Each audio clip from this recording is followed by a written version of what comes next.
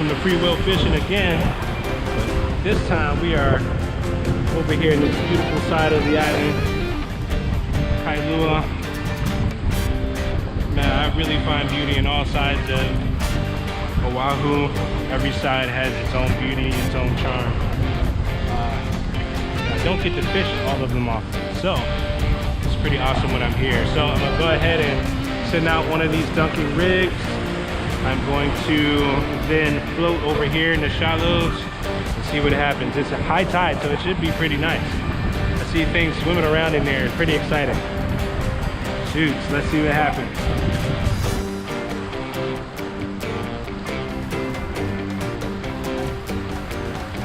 Oh, you see them?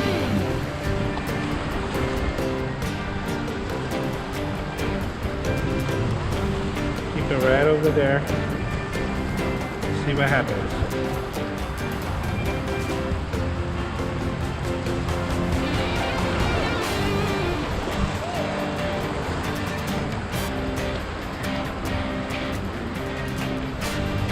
Up. Oh, it didn't hang on.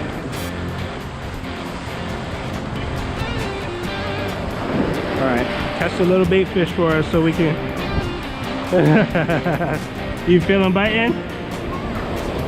Isn't that cool? All right, got a little Nenue again. Nenue. Orion, look. Yeah.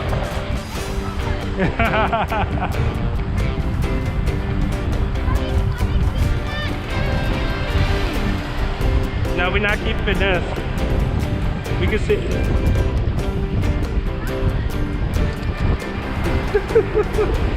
All right.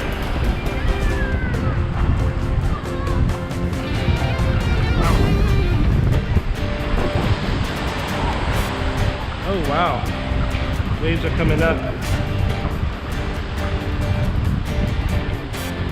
Okay, let's not get this all swirled around.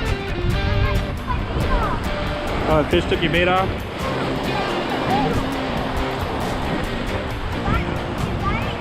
Yep. Got one. But we're gonna throw this back because we don't need him. He's something that we catch a lot. This is called a Nenue.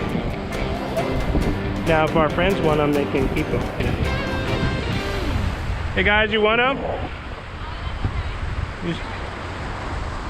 You want them? Huh? You said you wanted them. All right.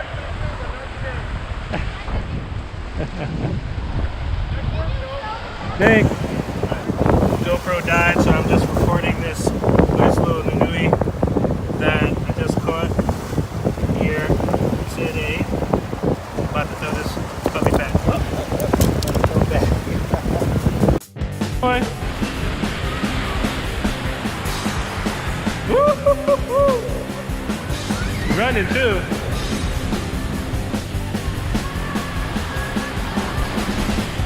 Woo.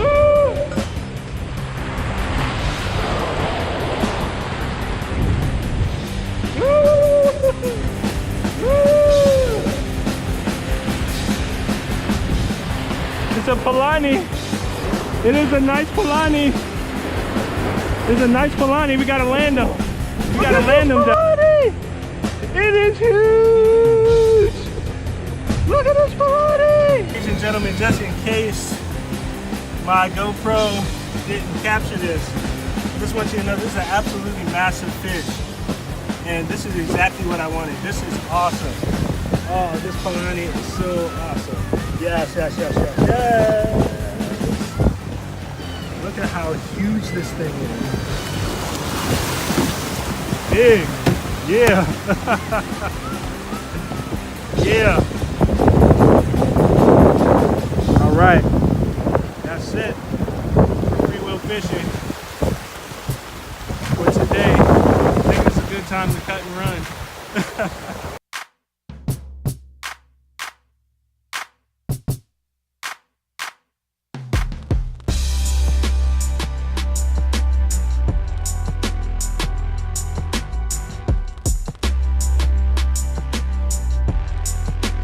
What's going on, guys? Welcome to the cooking portion of the catch and cook freewheel fishing.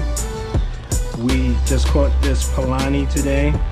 This is an excellent tasting fish, so we definitely are going to grind on this today. Let me just tell you what we need. If you're going to do a catch and cook, you need a scaler, you need a good fillet knife, of course you need your cutting board. Now, what we have here is the oil warming up on medium. I'm actually going to turn it just a little bit past medium because you want your oil to be really nice and hot when you put the fish in there. All right, so I'm doing that before I even start filleting this. Now, what you want to do is put some.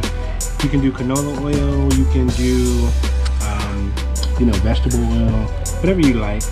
I like canola oil for this, and I use about a half of this and coat the lining or coat the inside of this cast iron pan. Now, I recommend cast iron pans because it always makes food taste better. I'm going to do another video where it shows how to what you call re-season a cast iron pan to make, you can rehab it. These things rust out if you put water in them. So I show you how to do that. I'll show that in another video. Next thing you take is some seasoned fish fry, if you would like. What I do is I cut this with a little bit of flour so that the flavor is more so fish and not just a bunch of spices, but the spices end up being just right. If you kind of do like a 1/3 cup to 1 bag ratio. Put it in this kind of a bag, shake it up, and ready to batter up, as they say. And what we can do now, we're going to go over to our fish. Oh, you're also going to need a bag for all of your nasty insides that's going to go in there, and some gloves if you like, if you don't want to accidentally get poked during the process, because sometimes that happens when you are filleting a fish that has a lot of spines and stuff, a lot of spikes, as we call them. All right, so we try to actually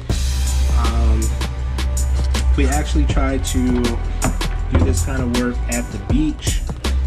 It's better to put the insides of the fish back to the sea, kind of keep that circle of life going, because the sea will consume this. But the first thing we want to do is go ahead and scale this fish. I'm not 100% sure if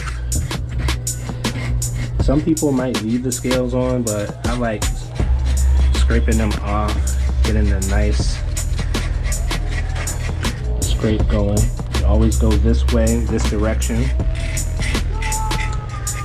and you can get a better scaler. The scales on this fish are really fine, so they don't fly everywhere like the other fish that you might catch out here.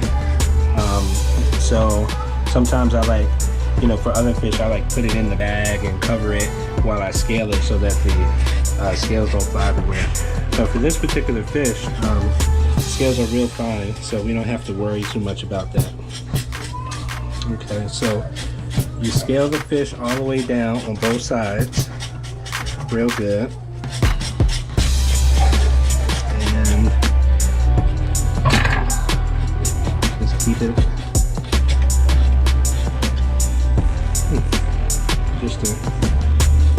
this may have even escaped a spearing at some point.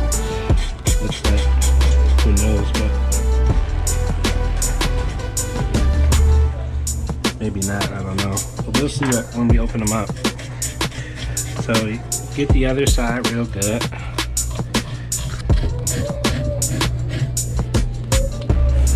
So we'll start rinsing some of these scales away. Always use cold water. Never ever put hot water on your fresh fish. It's not fine, not fine.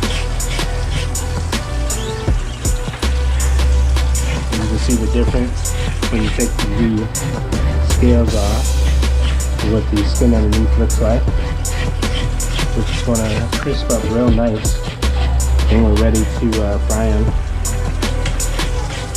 So this, I guess, is what you would call the easy part, but nobody really has a hard time doing this part as much, especially with a fish this size. The size of this fish makes it really easy to really have big sweeping scrapes and make sure you don't miss any scales. Okay. So now that we got that done,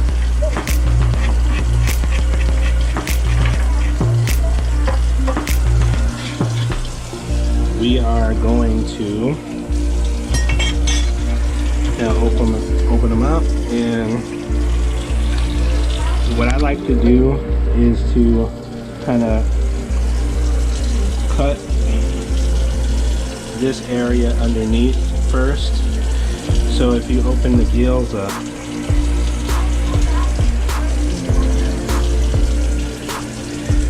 kind of always be careful with your blade. If you get it all the way through on the other side, you can kind of cut up, and that opens up this area here. Okay, and also, of course, opens a lot of blood. And this is the not pretty part, so if you're squeamish, definitely turn your head. But what I like to do is just kind of open, don't slice all the way through, but just slice down this way so that you can open up the fish. Ideally, you don't want to pierce the organs as much, which it looked like I kind of did a little bit. It's a lot of sand in there and some stuff that's not quite sand. Alright, so when you open them up, you can kind of let all of the other stuff out. Okay. You have to kind of be careful because of the spikes and the bones. But once you cut through all of that stuff, open them up.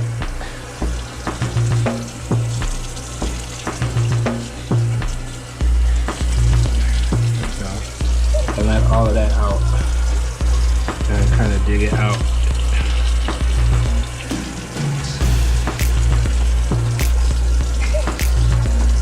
This is not the best job I've done when it comes to this part. Oh man, not the best job I've done when it comes to not getting guts everywhere. But this happens sometimes. So this is why we had that running water going. It'll help us out if we mess up, not do such the best job ever. So we get in there. As you see, it's very deep with organs here.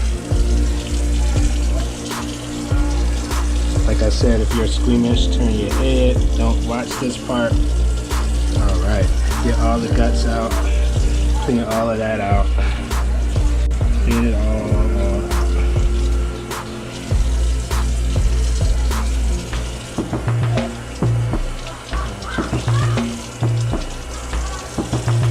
This thing was full today.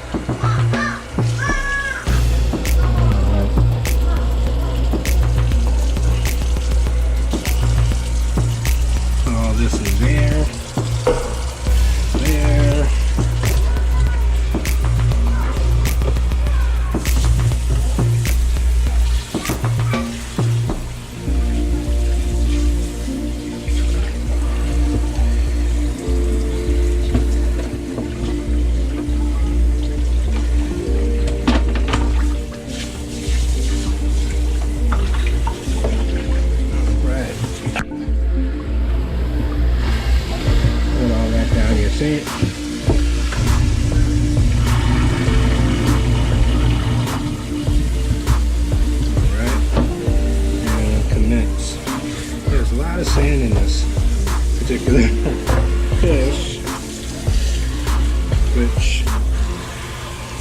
contributes to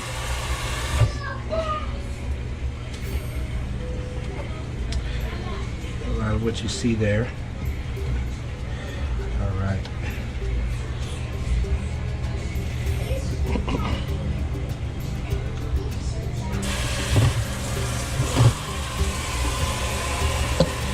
Now, what some people do, and I'm going to do, is cut off right behind from the fish, from right behind this gill plate.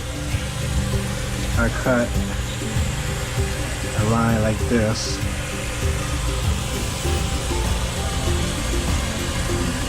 Because this is like the belly area, and whatever, from what I've heard, whatever impurities that the fish may have had usually stores up right in that belly area. Okay, so I usually cut that off. Now that is going to help me to remove this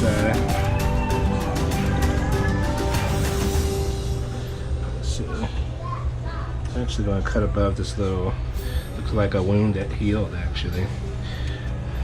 Like I said, it may have escaped a spearing at some point. And what you'll notice is that there's a little bit of meat that's coming with that, but that's okay. You can sacrifice that meat for, you know, having the best quality in the rest of the fish. Now, one of the things you can do is take a bigger knife. I usually like the chef knife, but this will do, and you kind of cut this spine area.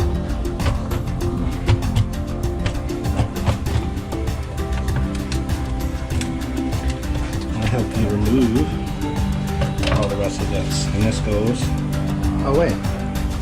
So now you have this part of your fish, which you're going to fillet. Okay. This has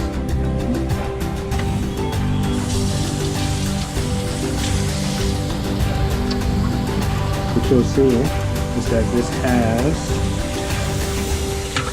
still some of the, it's like a membrane on the inside that separates, it's like a wall that separates the guts from the rest of the fish's body. Once again, remove all of this stuff. We're actually probably not even going to get to that really once we start the fillet process. Right. So now we're ready to fillet. All right. Now right here, this surgeon fish has like this fin. Well, not this fin. It's like a razor here. I'm going to cut right above that. Okay. You can do that on each side. Okay. And we're going to then cut along just a little incision right there. You don't have to go all the way through. Just kind of make a nice little slit that you can later go back and then cut alongside. So when you fillet, you want to try to get along cut along the spine of this fish. Please be careful, especially if you have a very sharp fillet knife like this. And you see it removes from the fish pretty easily. I'm going to do that bottom part and then do the top part.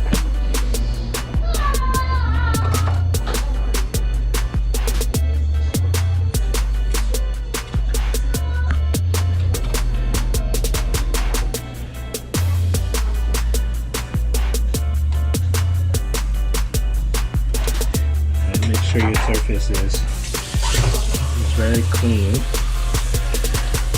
especially as you start to get the exposed meat that you're going to actually eat.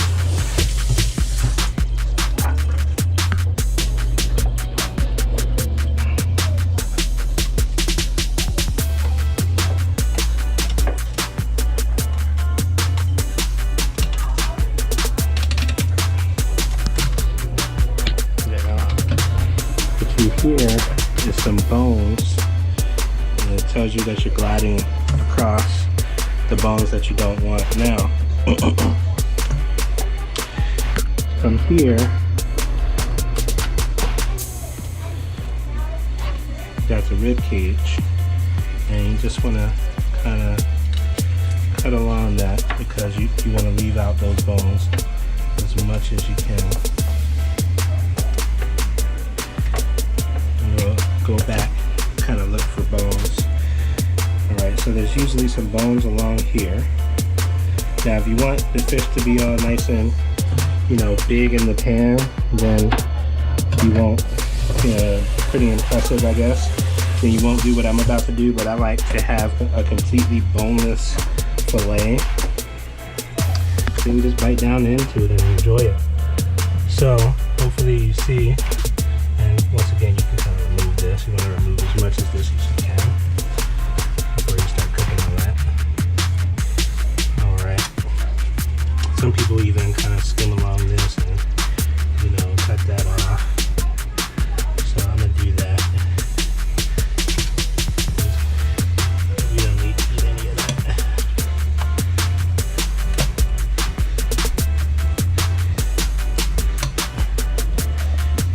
Right here, this is the big bone of the rib cage. We want to just completely remove that. Okay. So you kind of feel along the fish to make sure you don't have any other bones from the rib cage or anywhere else out there just hanging around. Make sure you don't want to wash your meat as much, but have as much of that fish flavor on there. So I'm putting its skin down. Try to avoid taking too much of the flavor off. But what I'm gonna do is cut along this middle line. There's a lot of bones in this middle line. You might have to do it more than once. Skin on the other side, it's pretty tough. There we go. And so you have a really nice piece here that's ready to go. Okay. So now what we're going to do is the same thing to the other side. It's just a little, cutting that little bony line out. And you might have to kind of trace along where it's at to get it out. So you see that. Perfect. And some people even fish with this sometimes. I don't know. Maybe I'll keep it. I don't know. I'll put it to the side and decide. So right now you have, once again, another really good piece. Okay, that you're going to use to fry it up. It's going to be nice.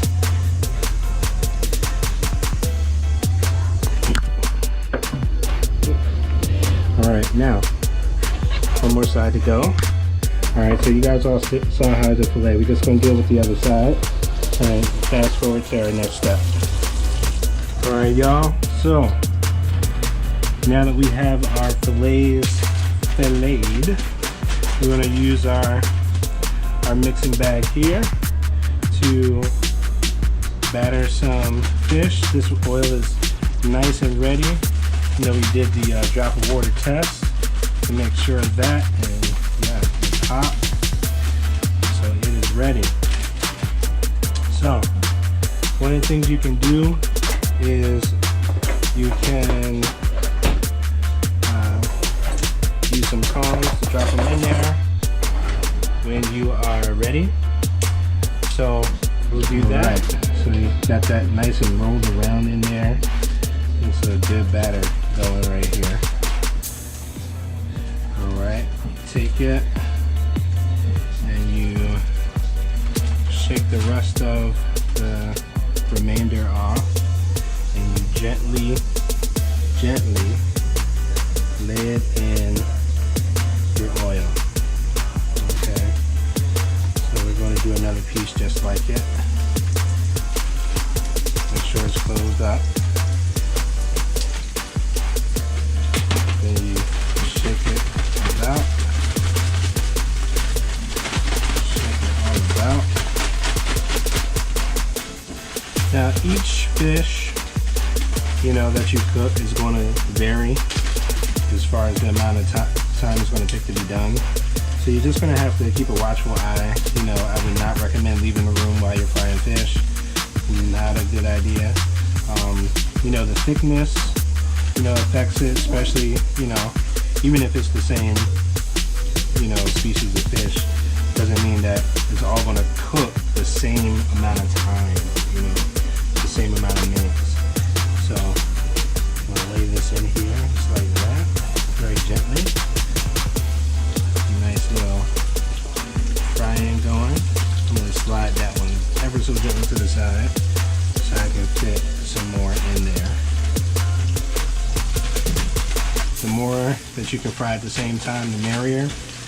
Guys, as you see, that only took a few minutes and you got your fried Palani right here. We're going to let this cool. As you see, you know, coffee filters actually double if you forgot to have some paper towels to block the grease. So they actually serve as a really great substitute. All right, everybody. Peace.